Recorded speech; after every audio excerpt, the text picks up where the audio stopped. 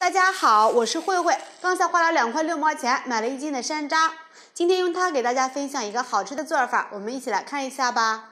准备1盆清水，放入2克的食用盐，给它搅一搅，形成一个淡盐水。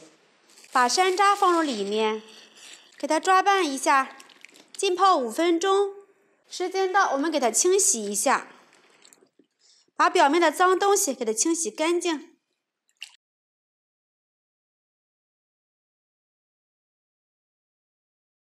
这个山楂一定要多给它清洗几遍，看一下里面的脏东西。最后洗到为干净的清水，像这个样子就可以了。看一下，非常的漂亮。我们取一个山楂，把这个带棍儿这个地方呢给它揪下来，用刀子把花朵的这边给它削一下，这样子就行了。准备一根中性笔，把笔芯去掉，清洗干净，往山楂上面这么一按，轻轻的给它往外推，像这个样子就可以了，山楂核就出来了。看一下，非常的干净。家里有孩子的一定要去核，没有孩子的朋友可以不用去。把山楂再放到清水里面给它清洗一下，清洗干净，给它把水分控干，放入盘里。准备一个干净的毛巾，把山楂放在上面，把表面的水分给它蘸干。如果说湿的话，它不容易挂霜。用这个方法把所有的山楂都给它擦干净。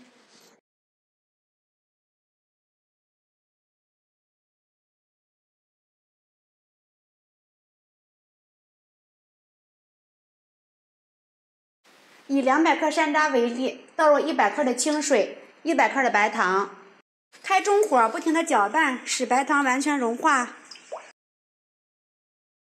大约2分钟之后，糖液会冒出很多的气泡，这个时候要不断的搅拌，防止粘锅底。大约4分钟之后，会冒出更多的气泡，但这时候的糖液依然和水差不多，质地很稀。大约6分钟之后，这个气泡会越来越多，糖液也会越来越粘稠。放入一点白醋，加入白醋的目的是让糖能更快速、更稳定的凝固。关火，让糖液冷却降温几分钟，期间不要搅动。经过冷却后的糖液颜色是透明的，没有什么气泡。如果糖液是白色的，说明熬过火了，吃起来的口感会发硬，失去入口即化的感觉。把手放在糖液上面，感觉没什么温度了，再把山楂放入里面。